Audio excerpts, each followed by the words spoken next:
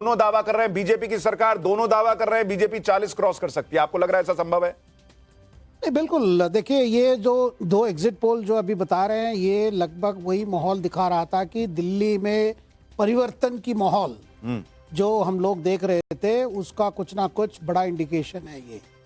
और आम आदमी पार्टी के लिए ये चुनाव सबसे खतरा चुनाव है, ये पहले से सबको पता था।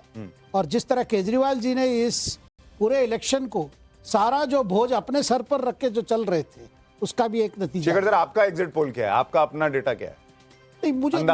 मुझे लगता है कि देखिए, मैं ये नहीं देख रहा हूँ कि बीजेपी की बहुत बड़ी बहुमत होगी, लेकिन बीजेपी की स्ट्राइकिंग चांसेस बेटर है। 40 क्रॉस करेगी बीजेपी आपके हिसाब से? 40 से ज्यादा मैं कहूंगा 36 और 40 के बीच में। 36 और 40 के बीच। अगर जो कम से कम कर रहे हैं उसके हिसाब से भी बहुमत मिलता हुआ दिख रहा है ना। सज्जन कुमार हमारे साथ हैं जो कि सेफोलॉजिस्ट हैं, और एक बार इनसे भी इनका भी रिएक्शन लेते हैं इस पे कि जो अभी तक जो दो एग्जिट पोल के हमने आंकड़े दिखाए हैं सज्जन जी, उसके हिसाब से बीजेपी को स्पष्ट बहुमत दिल्ली में दिख रहा है। क्या आपको लगता है कि ये बहुत बड़ा उलटफेर है? देखिए, एक स्विंग वोटर तो दिल्ली में है ही है जो लोकसभा और विधानसभा के बीच में बदलता है। अगर आप डेमोग्राफी के हिसाब से देखिए तो मिडिल क्लास का कंसोलिडेशन निश्चित तौर पे एक्सपेक्टेड था कि वो इस बार बीजेपी की तरफ और मजबूती से 2020 के विधानसभा के तुलना में जाएगा। तो उसमें आप देखें कि हिंदू पंजाबी हो गए, जाट समाज के हो गए, गुर्जर हो गए, बाकी मिडिल क्लास है। लेकिन जो सबसे बड़ा जिस वोट पे एक जो उत्तराखंड के वोटर हैं जिन्हें आप पहाड़ी कह रहे हैं, लेकिन उससे भी बड़ा जो तबका है 1/3 वोटर जो कि पूर्वांचली वोटर है, अगर उस पे जिस तरीके से ये रिपोर्ट्स आ रही थी कि बीजेपी ने काफी ज्यादा उस पे एक कस्टमाइज मेहनत किया था, तो वहां पे दो बातें थी। पूर्वांचली वोटरों की दुविधा ये थी कि लोकसभा में या भावना से वो तो मोदी की तरफ जाते हैं, लेकिन आर्थिक तौर पे वो आम आदमी पार्टी के वोटर रहे हैं 2015 और 20 में।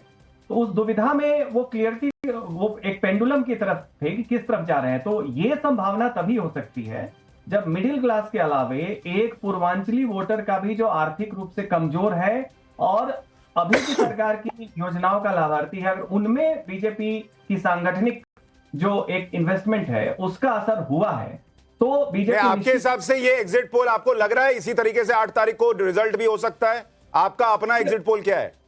मतलब मेरा, हम लोगों की ग्राउंड ये है कि निश्चित तौर पे बीजेपी में उभार तो है, लेकिन बीजेपी मेजॉरिटी मार्क टच कर जाएगी। मुझे थोड़ा सा इसको इसमें आपको लग रहा है सरकार केजरीवाल की बनेगी? निश्चित तौर पे, क्योंकि एक क्लास डिवाइड दिख रहा था। ठीक है, सज्जन कुमार जी कह रहे हैं उनका अपना पर्सनल एग्जिट पोल कह रहा है आम आदमी पार्टी की सरकार बनेगी। देखिए, ये भी इस बार दिलचस्प है कि लोगों को लग रहा है कि भाई एग्जिट पोल आपका कुछ भी कहे, लेकिन जो ग्राउंड पे जा रहे हैं उनको लग रहा है ये भी हो सकता है, वो भी हो सकता है। एक रिएक्शन शशि शंकर सिंह जी, आपके हिसाब से आपको लग रहा है बीजेपी 40 क्रॉस कर रही है? मैं सज्जन जी की बात को बढ़ाना चाहूंगा। देखिए, मैं शुरू से आपको बोल रहा हूं कि आम आदमी पार्टी के पास 29 कंफर्म सीट है, बीजेपी के पास 22 कंफर्म सीट है। अच्छा। और बाकी 20 पर बहुत ही क्लोज फाइट है। अगर वो 20 में से अगर बीजेपी सारी सीट जीत जाती है तो 42 पर चले जाएंगे, लेकिन अगर उसमें से 10 सीट जाती है, आम पार्टी जीत जाती है, तो 39 पर चले जाएंगे। तो 20 क्लोज फाइट कौन जीतेंगे वो देखना पड़ेगा। कांग्रेस जो है सिर्फ 3 सीट पर फाइट है, सीलमपुर, कस्तूरबा नगर, बादली, इस पर फर्स्ट या सेकंड पर रहेंगे। ये उन 20 सीट में शामिल है जो आप कह रहे हैं? हाँ, उस 20 सीट में भी है। वहां पर बीजेपी फाइट में नहीं है, सीलमपुर में फाइट में नहीं है, बादली में भी फाइट में नहीं है, और कस्तूरबा नगर में भी फाइट में है, ट्रेंगुलर फाइट में है। तो कांग्रेस 7 या 8 सीट में ठीक से वोट पाएगा और 3 सीट जीत सकता है।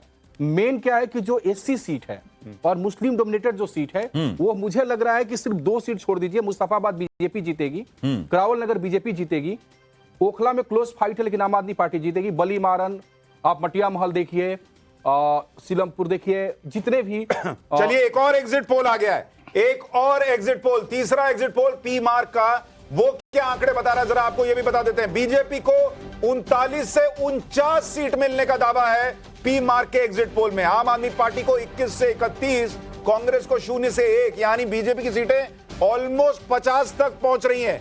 3 एग्जिट पोल, तीनों दावा कर रहे हैं कि बीजेपी की सरकार दिल्ली में बनने जा रही है। और ये बहुत बहुत बड़ी बात है कि 3 एग्जिट पोल अभी जो आए हैं उसमें तीनों में बीजेपी को स्पष्ट बहुमत, और बल्कि आंकड़ा घटने की बजाय बढ़ता ही जा रहा है। 50 तक जाना एक बहुत बड़ी बात होगी।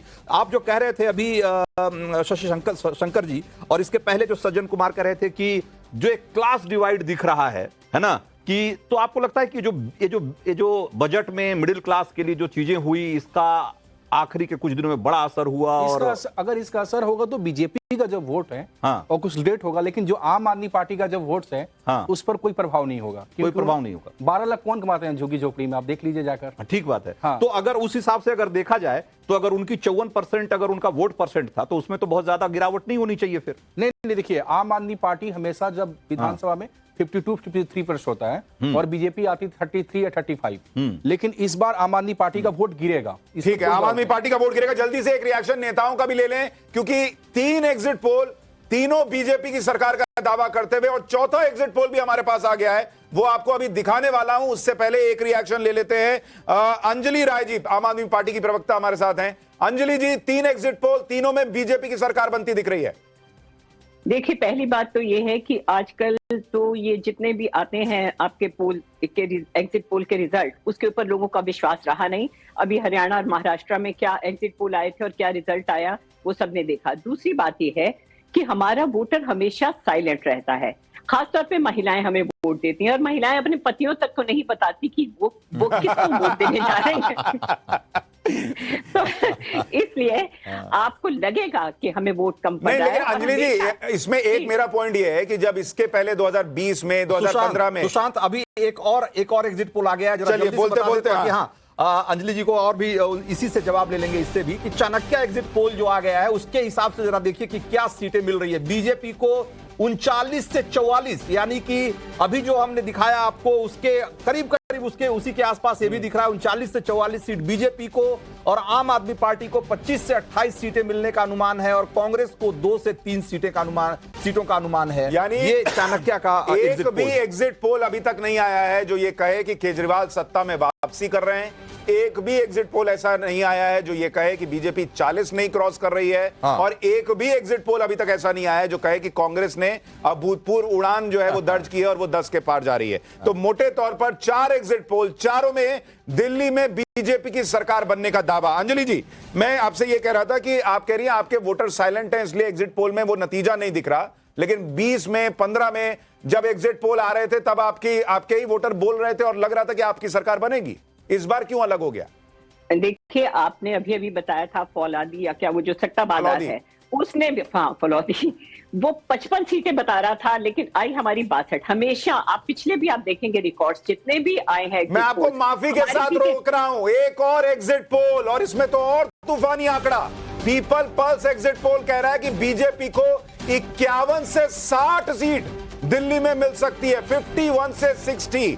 आम आदमी पार्टी गिरकर 10 से 19 सीट पर सिमट सकती है, यह अनुमान लगा रहा है पीपल पल्स एग्जिट पोल। और कांग्रेस अपना इतिहास दोहराएगी और 0 से ऊपर नहीं जाएगी, ये इस पीपल्स एग्जिट पोल में दिख रहा है। तो बीजेपी अगर 60 पहुंच जाती है, ऐतिहासिक हो जाएगा दिल्ली